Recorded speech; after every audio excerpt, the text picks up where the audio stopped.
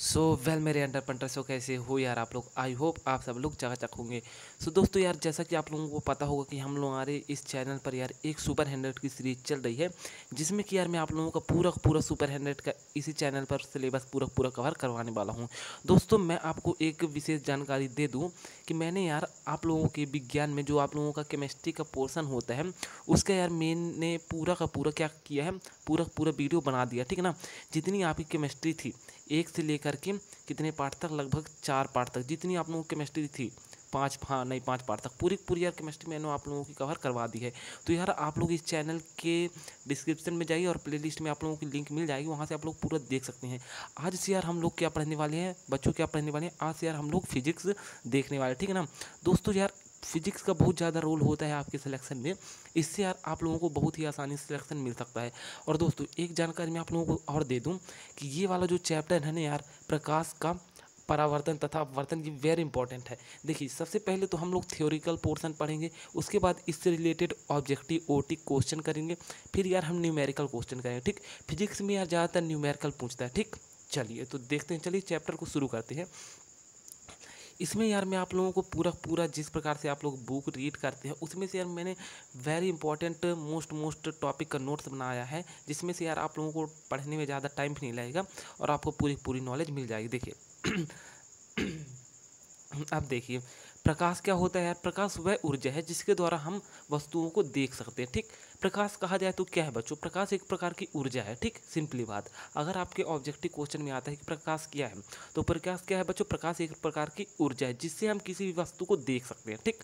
अब देखिए प्रकाश के कुछ गुण भी होते हैं। कौन से गुण होते हैं सर, देखिए प्रकाश सरल रेखा में गमन करता है, ठीक। प्रकाश हमेशा सीधी रेखा में गमन करता है, ठीक, सरल में गमन करता है, सिंपल लाइन में। उसके बाद देखिए प्रकाश क्या होती है, विद्युत चुम्बकीय तरंग है, इसलिए इसके संचरण के लिए माध्यम की आवश्यकता नहीं होती है, किसी भी माध्यम की आवश्यकता नहीं होती है।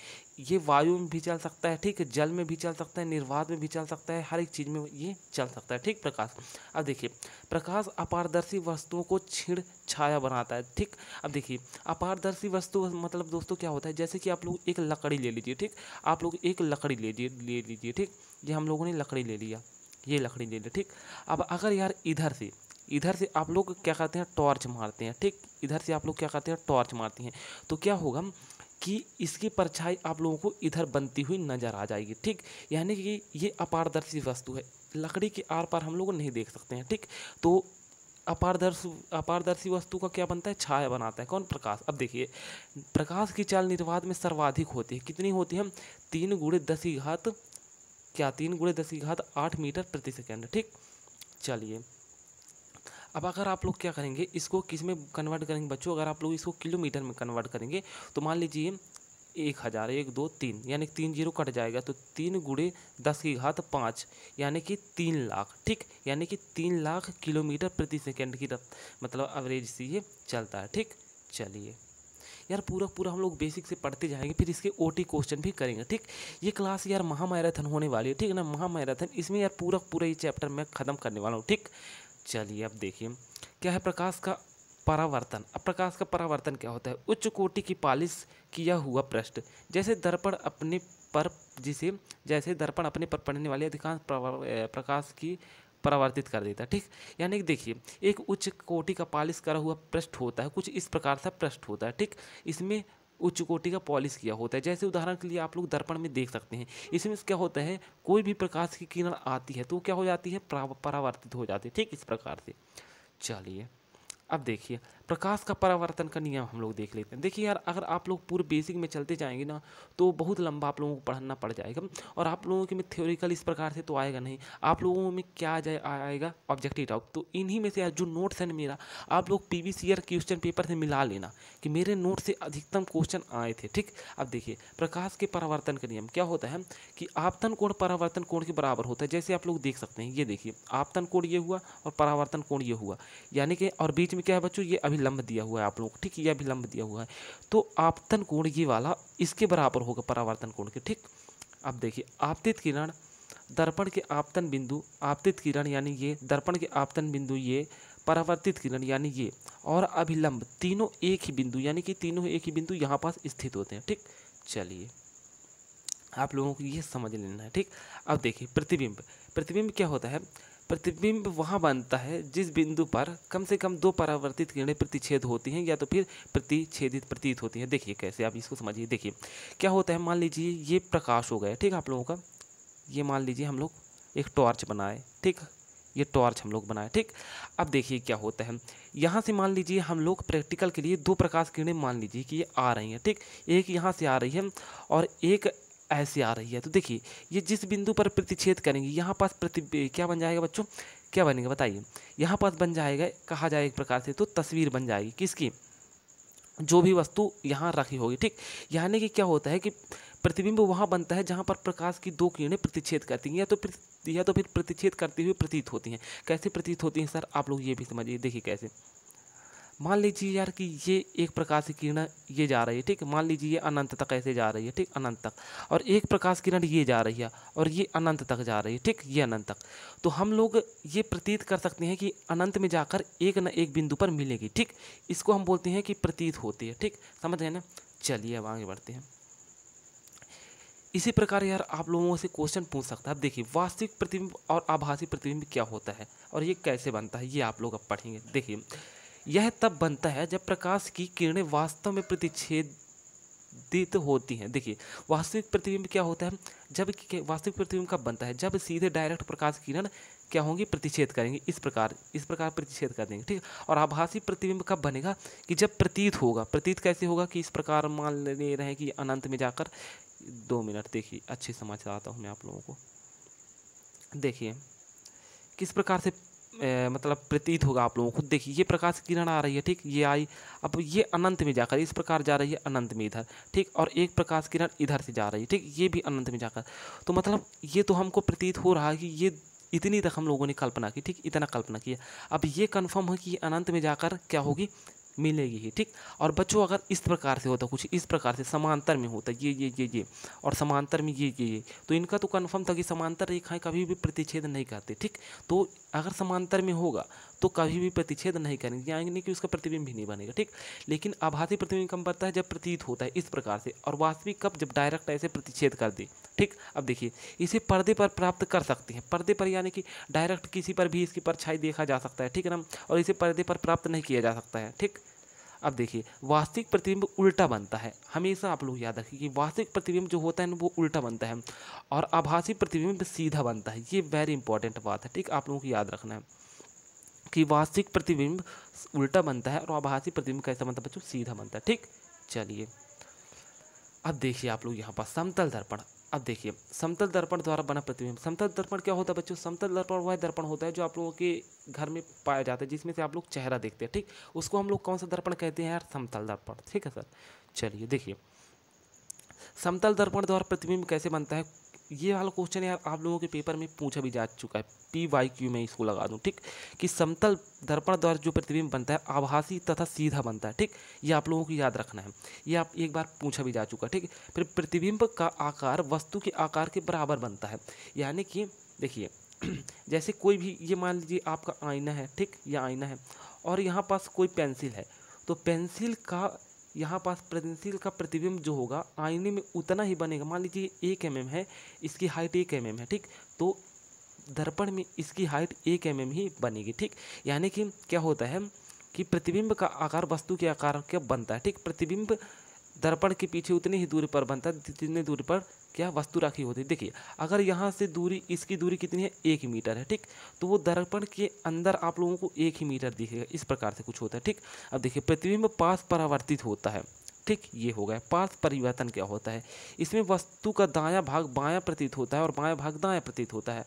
पास परिवर्तित मतलब आप लोग समझ रहे हैं ना। देखिए अगर आप लोग यार देखे होंगे कि कोई अगर मान लीजिए कोई वर्ड हो गया, मान लीजिए ए लिखा हुआ है, ठीक, और अगर आप लोग इसको दर्पण में देखेंगे तो ये कुछ मतलब एक प्रकार से कहा जाए यार तो उल्टा टाइप से दिखे। जैसे मान लीजिए ए को छोड़िए, हम लोग देखते हैं किसको, बी को देखते हैं, ठीक। देखिए मान लीजिए ये बी है, ठीक, आप लोगों का, और अगर आप इसको दर्पण में देखते हैं तो ये बी कुछ यार आप लोगों को किस प्रकार से दिखेगा, इस प्रकार से दिखेगा, ठीक।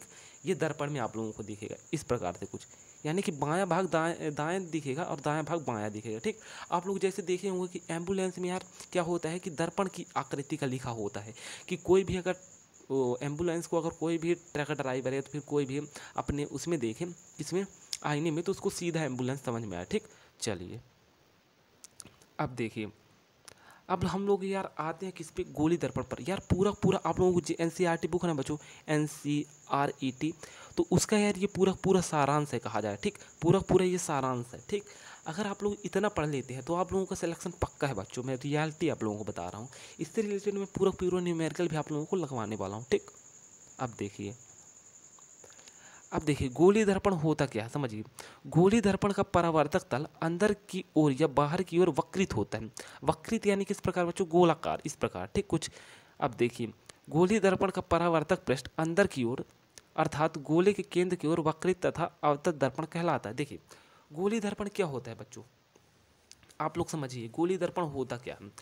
मान लीजिए यार एक गोला है। ठीक, देखिए समझिए, मान लीजिए एक गोला दिया है। अरे 2 मिनट मेरे अंटर पंटर, 2 मिनट मेरे अंटर पंटर।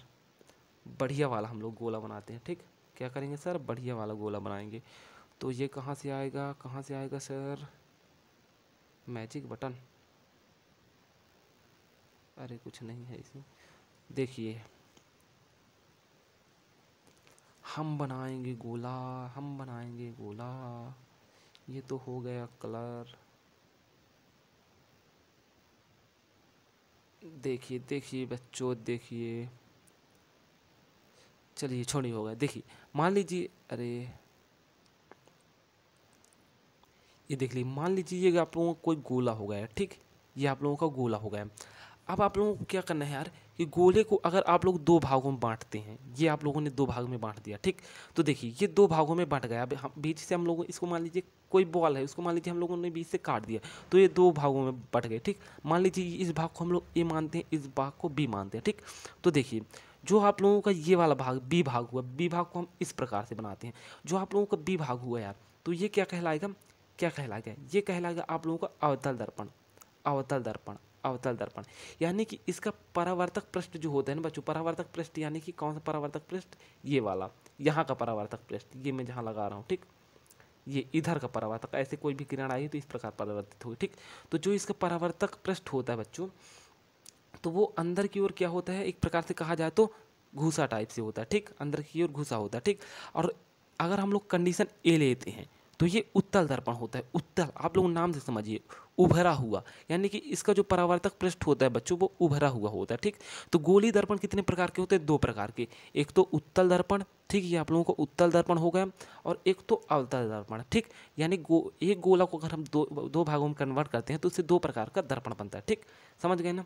चलिए अब देख लीजिए, ये देख सकते हैं आप लोग कि गोली दर्पण जिसका परावर्तक पृष्ठ बाहर की ओर, ये उत्तल की ओर, ये मैंने आप लोगों को समझा दिया। ठीक, ये देख सकते हैं उत्तल दर्पण का आप लोग सैंबल, ये उत्तल दर्पण है आप लोगों का, ये देख सकते हैं। ठीक, अब देखिए गोली दर्पण में समानता प्रयुक्त होने वाली कुछ शब्द देखिए।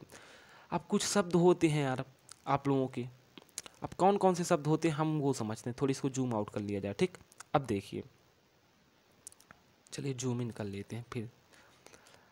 अब देखिए समझिए, ध्रुव किसको कहते हैं, ये परिभाषाएं भी यार आप लोगों को अच्छे से पढ़ के जानी है। ठीक, अब देखिए गोली दर्पण के परावर्तक पृष्ठ के केंद्र को दर्पण का ध्रुव कहते हैं।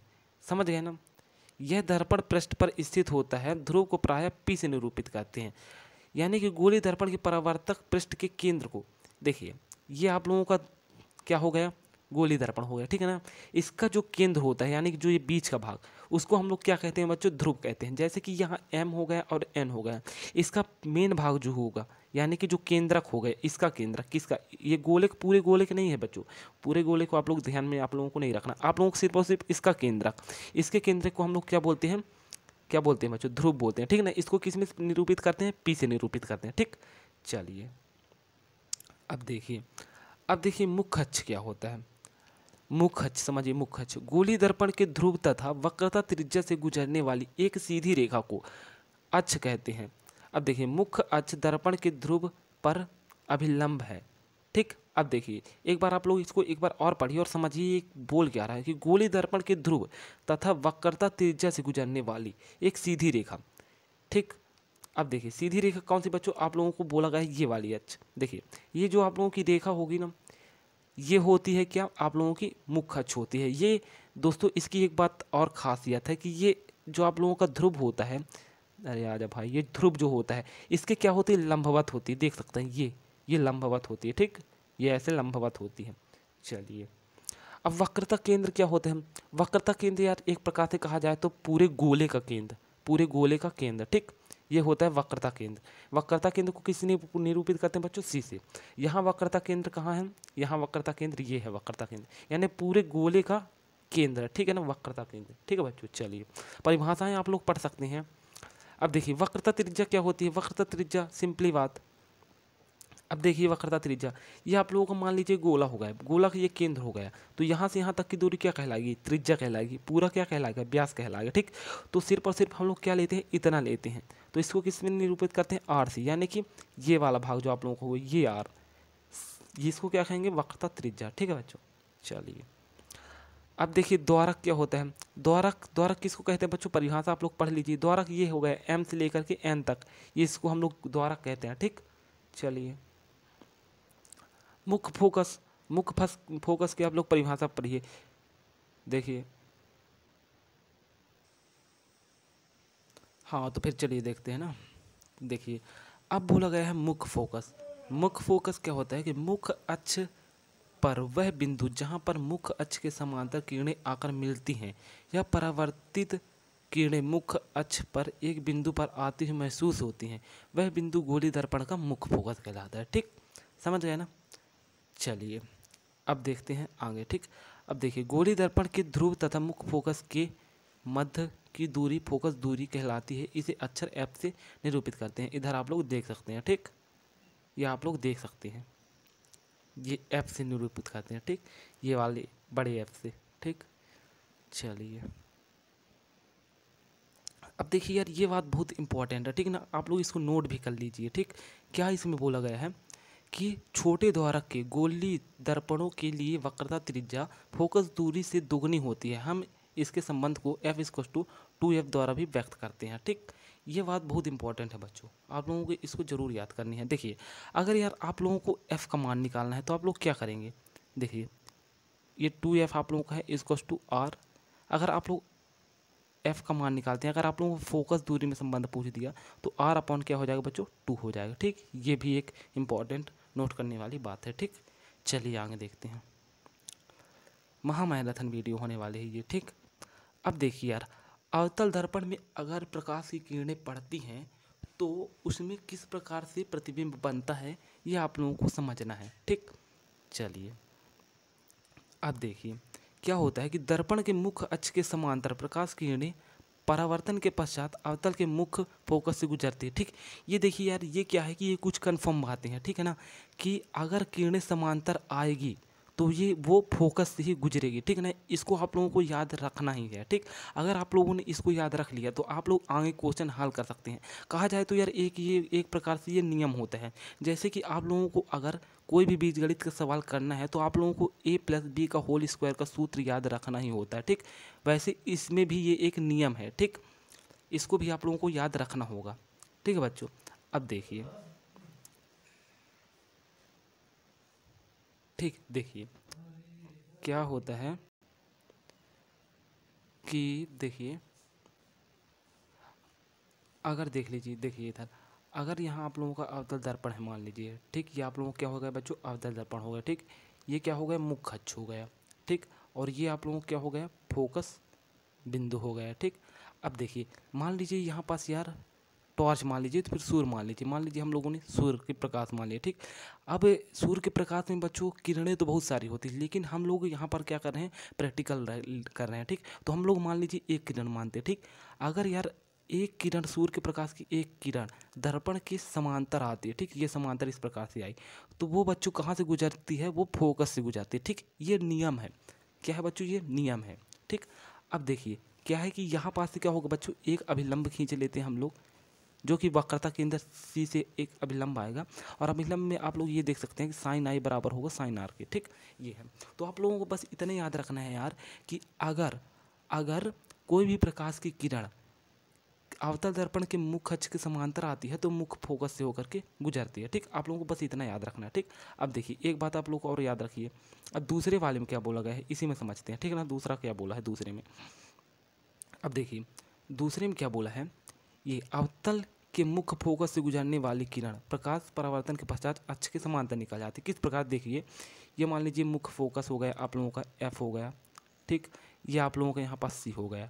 अब देखिए अगर प्रकाश की किरण किस प्रकार आती है बच्चों, अगर प्रकाश की किरण क्या होती है, मान लेते हैं हम लोग कि प्रकाश की किरण किस प्रकार आती है, मान लीजिए प्रकाश की किरण इस प्रकार आती है, ठीक, F से आती है, तो ये समांतर हो जाएगी, ठीक, इस प्रकार से समांतर हो जाएगी। देखिए यहाँ प्रकाश की किरण F से आई, समांतर हो गई, ठीक, और इधर देखिए अगर समांतर आएगी तो F से निकल जाएगी और अगर F से निकलेगी तो समांतर हो जाएगी, ठीक। आप लोगों को इतनी बात याद कर लेनी है, ठीक है बच्चों।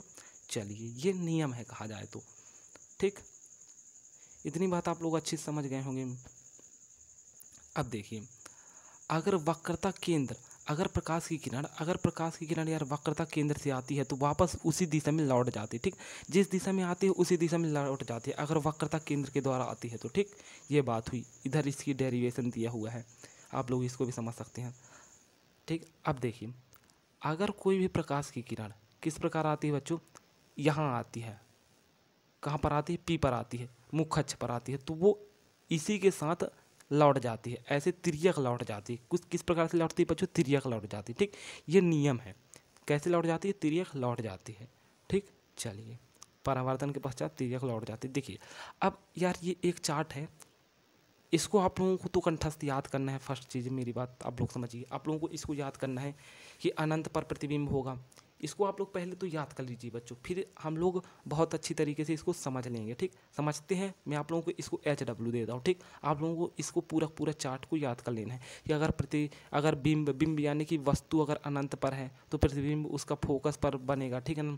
कैसा बनेगा, आकार में अत्यधिक छोटा बनेगा, वास्तविक तथा उल्टा बनेगा। ये आप लोगों को पूरा याद रख लेना है, ठीक। ये चार्ट आप लोगों का HW हो गया। अब देखिए अब इस चार्ट से क्वेश्चन है, देखिए ये हो गया आप लोगों के सवाल। फर्स्ट में क्या बोला गया यार, अगर अनंत में है, आप लोग यार इसको थोड़ी ध्यान से समझिएगा, ठीक। चलिए मैं आप लोगों को इसको अच्छे से समझाता हूँ। देखिए ये आप लोगों का अवतल दर्पण हो गया, ठीक। मान लीजिए कोई वस्तु है, ये वस्तु है A और ये वस्तु है B, ठीक। अब देखिए हम लोगों ने पहले भी पढ़ा था कि अगर प्रकाश किरण मुख्य अक्ष के समांतर आती है तो क्या हो जाएगी, फोकस से गुजरेगी, तो ये फोकस से गुजर गई। ये एक किरण ये गुजरी, अब हम लोग दूसरी किरण यहाँ से ले रहे हैं, ये भी समांतर आई तो फोकस से गुजर गई, ठीक। अब देखिए ये कंडीशन आप लोग समझिए। अब हम लोग यहाँ पास देखते हैं, ठीक, कि ये किस प्रकार इसका प्रतिबिंब यहाँ पास बनेगा। तो बच्चों आप लोगों को मैं एक बात कहना चाहूँगा कि सबसे पहले तो ये आप लोगों को HW हो गया, आप लोग इसको तैयार करके रखिए।